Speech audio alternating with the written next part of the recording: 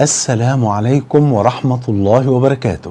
بسم الله والحمد لله والصلاة والسلام على حبيبنا وأسوتنا وقدوتنا وشفاعنا رسول الله صلى الله عليه وآله وسلم.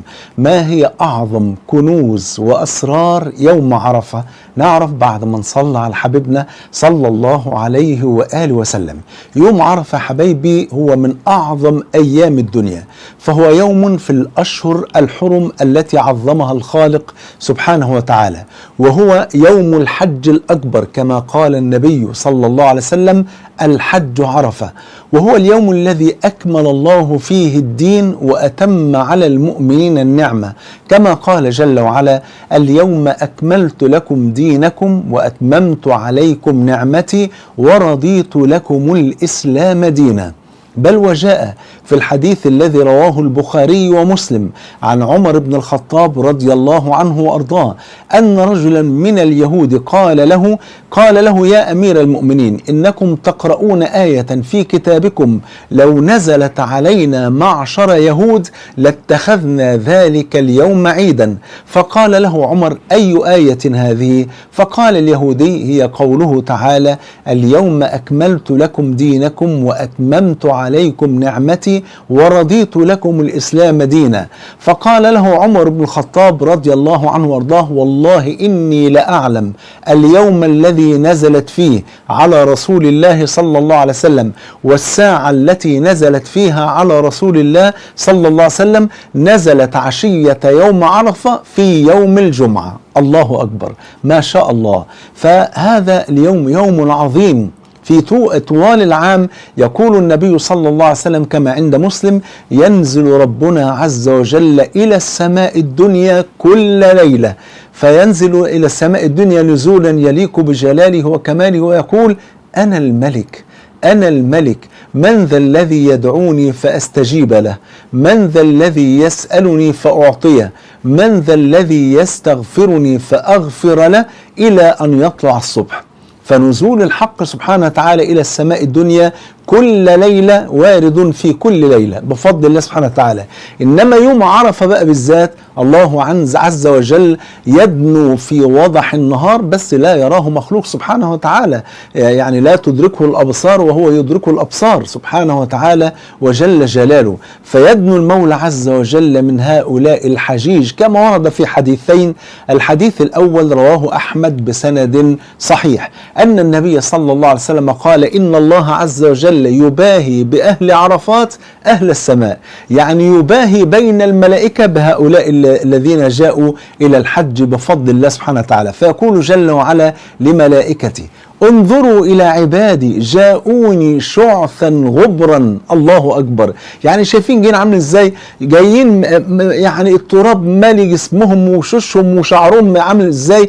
كل هذا جاءوني في هذا المشهد من العبودية الرائعة الجميلة، وفي هذا المشهد من الذل والاستكانة واللجوء إلى الله سبحانه وتعالى، والكل يأتي معه ذنوب كالجبال ويقول: يا رب، في وقت واحد، والكل يسأل ربه عز وجل باللغة التي يعرفها. جاء الهندي والمصري والسعودي والمغربي والجزائري والأمريكي والمكسيكي كل لغات العالم، والكل واقف يدعو، والله يستمع إليهم جميعا ويلبي دعواتهم جميعا سبحانه وتعالى. إن الله على كل شيء قدير سبحانه وتعالى وجل جلاله. انظروا إلى عبادي جاءوني شعثا غبرا، وفي رواية: أشهدكم أني قد غفرت لهم.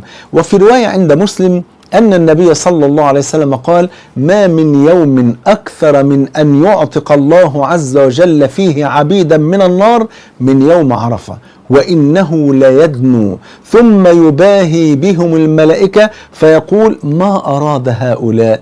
اللي انتوا عايزينه، اطلبوا اللي انتوا عايزينه، ماذا تريدون؟ فطبعا الكل يريد المغفرة، الكل يريد الرحمة، الكل يريد الفرج، الكل يريد محبة الله ورضوان الله وجنة الرحمن التي فيها ما لا عين رأت ولا أذن سمعت ولا خطر على قلب بشر.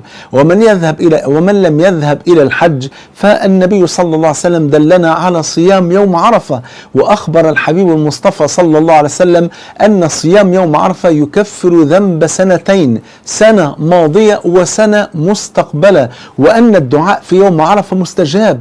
والنبي صلى الله عليه وسلم يقول أحب الدعاء إلى الله دعاء يوم عرفة، وأفضل ما قلت أنا والنبيون من قبلي لا إله إلا الله وحده لا شريك له، له الملك وله الحمد وهو على كل شيء قدير. الله أكبر. مع إن ده مش دعاء، توحيد لله وثناء على الله سبحانه وتعالى، لكن المولى عز وجل، وإن كان الحديث طبعا للأمانة العلمية فيه ضعف، يقول جل وعلا في الحديث القدسي من شغله ذكري عن مسألتي أعطيته أفضل مما أعطي السائلين. فيوم عرفة اللي بيحج فالله المستعان، ربنا يتقبل منه يا رب العالمين وربنا يحفظه. واللي ما بيحجش يصوم يوم عرفة.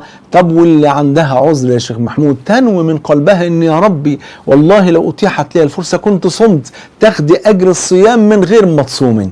طيب ممكن طريقة تانية ناخد بها الأجر، إطعام الصائمين، ربنا يبارك فيكم يا رب العالمين. هي مش قادرة تصوم لأن عندها عذر، أو هو مش قادر يصوم لأنه مريض جدا، تمام، بسيطة خالص، نطعم صائم في يوم عرفة ناخد نفس الأجر بفضل الله سبحانه وتعالى. طب في طريقة ثالثة يا شيخ محمود؟ في طريقة ثالثة اللي هي بس صلى على حبيبك، ما عندناش حاجة ببلاش، صلى الله عليه وآله وسلم، إن احنا ندل الناس على الخير.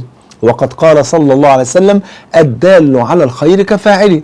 أدل الناس على صيام يوم عرفة وأخبرهم أن النبي صلى الله عليه وآله وسلم أخبر أن صيام يوم عرفة يكفر ذنب سنتين، فكل من يصوم يكون في ميزان حسناتكم بفضل الله سبحانه وتعالى. تخيلوا حضراتكم كده لو دلينا الناس على صيام يوم عرفة، لو حضرتك أو حضرتك دليتوا الناس فصام 10 بسبب حضرتك أو بسبب حضرتك، هيتغفر له ذنب قد إيه؟ سنتين، ويبقى في ميزانه وميزانك، أو في ميزانه وميزانك، تمام كده؟ يبقى أنت كمان يتغفر لك وأنت كمان يتغفر لك ذنب سنتين. طب لو كانوا 10 يتغفر ذنوب كم سنة؟ بالظبط كده 20 سنة. سبحان الله، فضل ربنا واسع سبحانه وتعالى، فضل ربنا واسع لا يحده حدود سبحانه وتعالى وجل جلاله. ورحمتي وسعت كل شيء، هكذا قال جل وعلا ورحمتي وسعت كل شيء.